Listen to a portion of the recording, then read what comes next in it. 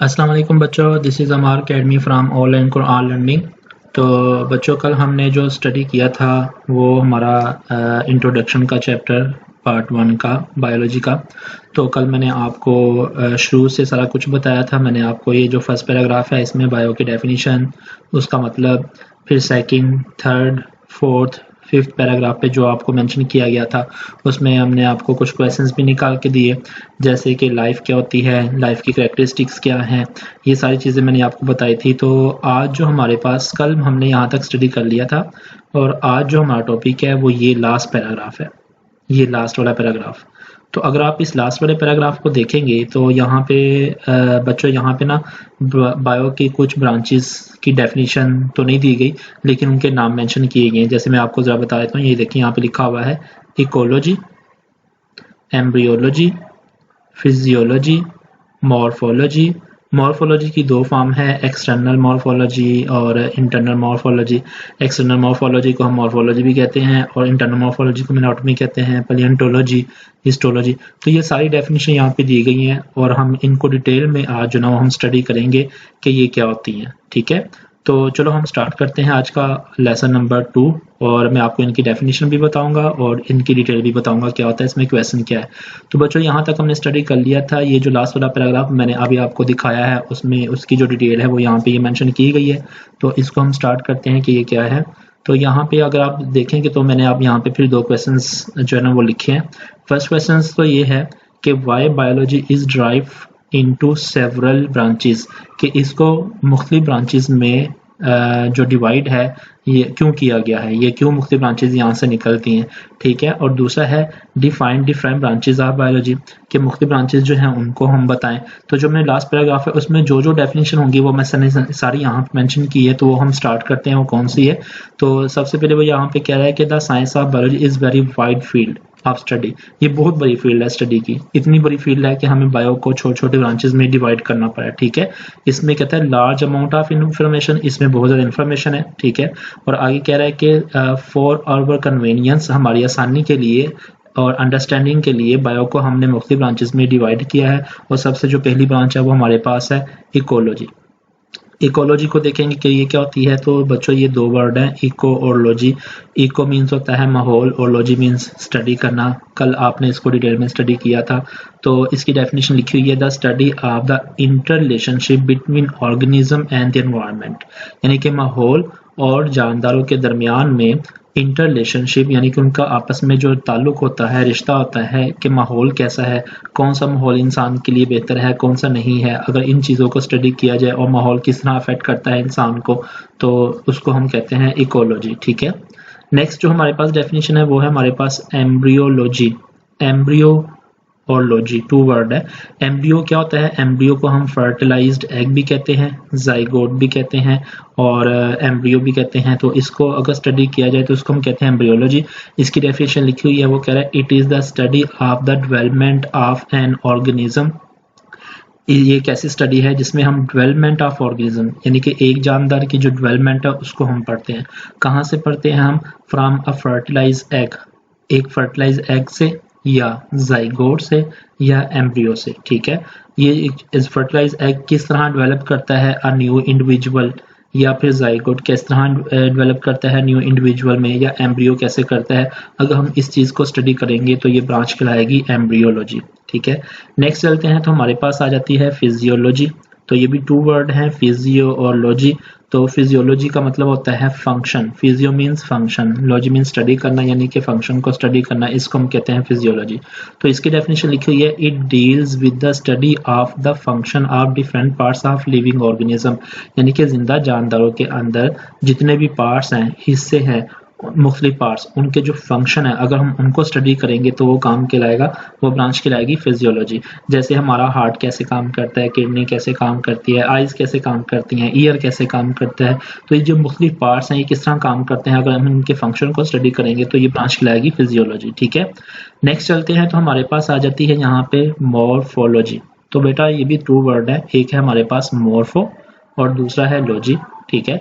Morpho का मतलब होता है शक्लो सूरत, लॉजी मीन स्टडी करना यानी कि शक्लो सूरत को स्टडी करना।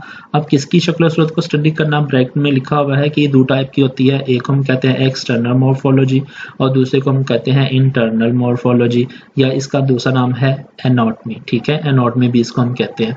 तो ये दो ब्रांचेज हैं, हम दोनों को एक जो है वो स्टडी करेंगे क्या होता है। तो सबसे पहले मॉर्फोलॉजी की डेफिनेशन है, वो कह रहा है the study of form and structure of living things is called morphology. अगर हम स्टडी करेंगे किसकी, फॉर्म होता है शक्ल, स्ट्रक्चर्स जो साख्त होती है किसी भी जानदार की, तो उसको हम कहते हैं स्ट्रक्चर। तो कहते हैं शक्ल को या स्ट्रक्चर्स को स्टडी किया जाए लिविंग थिंग्स की, तो उसको हम मॉर्फोलॉजी कहते हैं, ठीक है। तो ये मॉर्फोलॉजी है। और ये जरा थोड़ा सा गौर करने वाली बात है, यहाँ पे वो कह रहा है कि स्ट्रक्चर के बारे में थोड़ा सा बता रहा है, स्ट्रक्चर क्या होता है, इसलिए मैंने इसको बोल्ड लेटर में लिखा है, तो जरा इसको वो आपने गौर से सुनना है। स्ट्रक्चर क्या होता है, क्या the word structure represent the parts of the organism. जो स्ट्रक्चर है ये शो करता है, रिप्रेजेंट मीन शो करता है, किसको शो करता है, जानदारों के पार्ट्स को यानी कि हिस्सों को।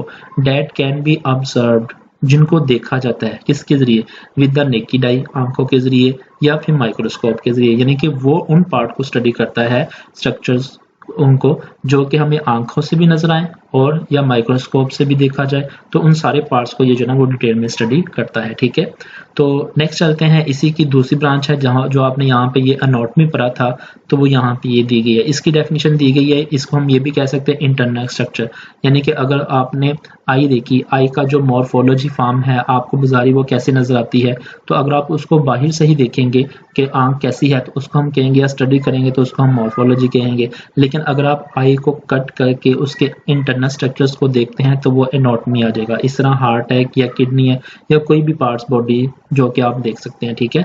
तो एनाटॉमी क्या होती है, तो यहाँ पे इसकी डेफिनेशन लिखी है, the study of the internal growth structure is called anatomy. यहाँ पे जो लिखा हुआ है इंटरनल ग्रोथ स्ट्रक्चर, इसका मतलब ये है कि किसी भी पार्ट को काट के उसके इंटरनल पार्ट्स को देखा जाए, यानी कि उसके अंदरूनी साख्त को देखा जाए कि वो कैसा होता है, तो उसको हम कहते हैं इंटरनल ग्रोथ स्ट्रक्चर। तो ये इसको हम कहते हैं एनाटॉमी, तो ये एनाटॉमी होती है, ठीक है। तो समझ आ गई मॉर्फोलॉजी की दो फॉर्म, एक है एक्सटर्नल मॉर्फोलॉजी ये जो यहाँ पे आपने पढ़ी जो कि स्ट्रक्चर्स, और दूसरा है एनाटॉमी जो कि क्या करता है, इंटरनल स्ट्रक्चर को स्टडी करता है। नेक्स्ट जो हमारे पास है वो है पैलियोंटोलॉजी, ठीक है। ये भी टू वर्ड है, एक है पैलियोंटो और दूसरा है लॉजी। पैलियोंटो मींस होता है फॉसिल्स अगर हम फॉसिल्स को स्टडी करेंगे तो वो ब्रांच कहलाएगी पैलियोंटोलॉजी। तो फॉसिल्स क्या होते हैं वो भी आपको बताऊंगा, लेकिन सबसे पहले इसकी डेफिनेशन वो क्या है, the study of fossils and the relationship, यानी कि फॉसिल्स को स्टडी करना और उसके रिलेशनशिप को स्टडी करना जो कि ज़मीन पे पाए जाते हैं। यहाँ पे एक वर्ड लिखा है एवोल्यूशन। एवोल्यूशन क्या होता है, वैसे तो इसका मतलब होता है वक्त के साथ साथ बदलना, लेकिन एवोल्यूशन की डेफिनेशन आगे आएगी तो मैं आपको डिटेल में बताऊंगा कि एवोल्यूशन क्या होती है, ठीक है। तो वो कह रहा है कि यहाँ पे जो ज़मीन के ऊपर लाइफ होती है उसके रिलेशनशिप को देखना, जो कि उनके फॉसिल्स पाए जाते हैं। मुर्दाद खोर जो होते हैं उनकी जो बाकियात होती हैं बच जाते हैं उनको हम फॉसिल्स कहते हैं। तो यहाँ पे ये देखें फॉसिल्स की डेफिनेशन भी लिखी हुई है ताकि आप लोग परेशान ना हो कि फॉसिल्स क्या होता है। तो फॉसिल्स के बारे में वो कह रहा है the remain of living organisms, जिंदा जानदारों की बाकियात, रिमेन्स बाकियात जो बच जाती हैं, दियर इम्प्रेशन या उनके निशानात जो रह जाते हैं, प्रिजर्व्ड इन द रॉक्स जो चट्टानों के अंदर महफूज हो जाते हैं, और वो जाहिर सी बात है वो हड्डियां ही होंगी, बाकी जो मांस होता है मसल्स होते हैं वो तो कभी स्टोर नहीं होते, ना ही वो कभी प्रिजर्व्ड रहते हैं, आर कॉल्ड फॉसिल्स। तो कहते हैं कि उनको हम क्या कहते हैं, उनको फॉसिल्स कहते हैं। तो पैलियोंटोलॉजी स्टडी ऑफ फॉसिल्स है, और फॉसिल्स क्या होते हैं उसकी डेफिनेशन भी मैंने आपको यहाँ पे बता दी है, ये भी आपने जरा गौर से इसको स्टडी कर लेना है, ठीक है। नेक्स्ट हमारे पास है कि पैलियोंटोलॉजी दो फॉर्म होती हैं इसकी, एक को हम कहते हैं पैलियोबोटनी और दूसरी को हम कहते हैं पैलियोजोलॉजी, ठीक है। अब देखें फॉसिल्स जारी सी बात है प्लांट के भी हो सकते हैं, फॉसिल्स एनिमल्स के भी हो सकते हैं। प्लांट भी लिविंग थिंग्स हैं और जो एनिमल्स है वो भी लिविंग थिंग्स है, इसलिए इसको दो ब्रांचेस में डिवाइड किया गया है। ये वर्ड लिखे हुए थे इसलिए आपको यहाँ पे मेंशन किया गया। पैलियोबोटनी यानी कि अगर फॉसिल्स प्लांट के हों तो उसको हम पैलियोबोटनी कहते हैं, अगर फॉसिल्स एनिमल्स के हों तो उसको हम पैलियोजोलॉजी कहते हैं, ठीक है। ये लिखा हुआ है यहाँ पे। नेक्स्ट हमारे पास है हिस्टोलॉजी, तो ये भी टू वर्ड है, एक है हिस्टो और दूसरा है लॉजी। हिस्टो का मतलब होता है टिश्यू, बाफ्त, ठीक है, इसको हम कहते हैं हिस्टो। तो लॉजी स्टडी करना, अगर हम माइक्रोस्कोपिक स्टडी करेंगे टिश्यूज की तो वो ब्रांच क्या कहलाएगी, वो ब्रांच कहलाएगी हिस्टोलॉजी, ठीक है। नेक्स्ट हम चलते हैं तो हमारे पास जो आ जाती ब्रांच उसको हम कहते हैं जेनेटिक्स। ये जेनेटिक्स है। जेनेटिक्स क्या होती है, ये भी बेटा 2 वर्ड्स हैं, एक हम कहते हैं जीन GENE और दूसरा टिक्स। टिक्स का मतलब होता है प्रोसेस, जीन्स यानी कि जीन्स के बारे में स्टडी करना, तो या DNA के बारे में स्टडी करना, उसको हम कहते हैं जेनेटिक्स। तो कह रहे हैं कि the study of the hereditary material, hereditary का मतलब होता है विरासत, यानी कि स्टडी करना किसकी, विरासत की या विरासत की खसूसियात की, जो क्या करती हैं, ट्रांसमिट होती हैं from parents to the offspring, जो पेरेंट्स से यानी कि वालिदैन से बच्चों में जो खसूसियात ट्रांसफ़र होती हैं उनको अगर हम स्टडी करेंगे तो वो ब्रांच कहलाएगी जेनेटिक्स, ठीक है, इसको हम जेनेटिक्स कहते हैं। और आगे वो लिख रहा है यहाँ पे एवोल्यूशन, मैंने आपको कहा था कि एवोल्यूशन आएगी। एवोल्यूशन क्या होता है, इसका मतलब मैंने अभी आपको बताया था कि एवोल्यूशन होता है वक्त के साथ साथ बदलना। तो यहाँ पे हम एवोल्यूशन की डेफिनेशन पढ़ेंगे, ये जरा गौर से सुनिएगा। वो लिखा हुआ यहाँ पे चेंज ओवर टाइम, जो मैंने अभी आपको बताया था कि टाइम के साथ बदलना, ठीक है। यहाँ पे है ऑर्गेनिक और इनऑर्गेनिक, 2 टर्म्स होती हैं, वो भी आपको डिटेल में बताऊंगा। लेकिन यहाँ पे ऑर्गेनिक का मतलब है लिविंग थिंग्स, ऑर्गेनिक का मतलब क्या होता है, लिविंग थिंग्स, ठीक है।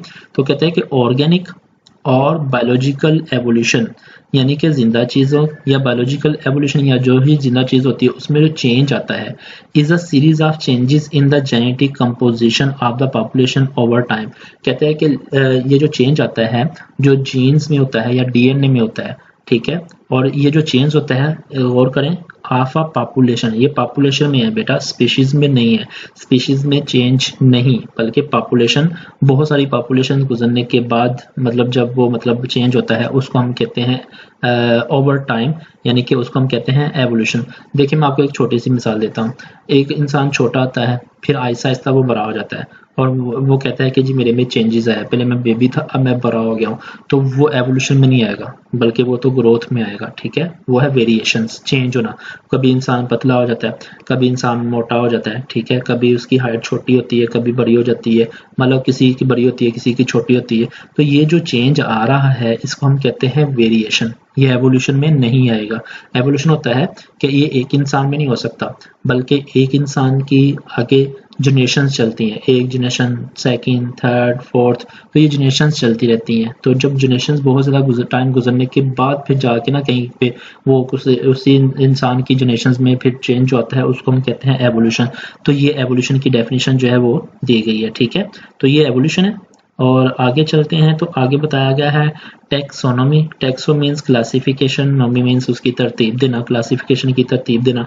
तो इसकी डेफिनेशन लिखी हुई है, द ब्रांच ऑफ बायोलॉजी, यानी कि बायो की ऐसी branch that deals with the naming and classification, जो क्या करती है, डील करती है या स्टडी करती है, किसको स्टडी करती है, क्लासिफिकेशन को और नेमिंग को, यानी कि उनके नाम रखना। जैसे इंसान का साइंटिफिक नेम रखा गया होमो सैपियंस, ठीक है, तो ये जो नाम रखने का काम आता है ये भी टेक्सोनोमी में आ जाता है। और दूसरा ये किस किंगडम में रखा गया, किंगडम एनिमेलिया में रखा गया, ये क्लासिफिकेशन आ जाती है, ठीक है। तो क्लासिफिकेशन में रखना और उनके नाम रखना उसको हम कहते हैं टेक्सोनोमी। और क्लासिफिकेशन की डेफिनेशन भी दी गई है, वो हम पढ़ते हैं, वो क्या है, ये क्लासिफिकेशन है। तो क्लासिफिकेशन में वो कह रहा है is the arrangement of animals, animals की एक ऐसी अरेंजमेंट या प्लांट की इनटू ग्रुप्स एंड सब ग्रुप्स, या एक होते हैं ग्रुप, ग्रुप से जो छोटा होता है उसको हम कहते हैं सब groups, on the basis of the similarities, यानी कि एक जानदार और दूसरा जानदार, उनमें जो सिमिलैरिटीज होती हैं उनकी बुनियाद पर उन दोनों को ग्रुप्स में और छोटे ग्रुप्स में रखा जाता है। तो ये जो ग्रुप्स और सब ग्रुप्स में रखा जाता है इन्हीं को हम नाम देते हैं, ये क्या है, ये हम क्लासिफिकेशन कर रहे हैं, क्लासीफाई कर रहे हैं, ठीक है।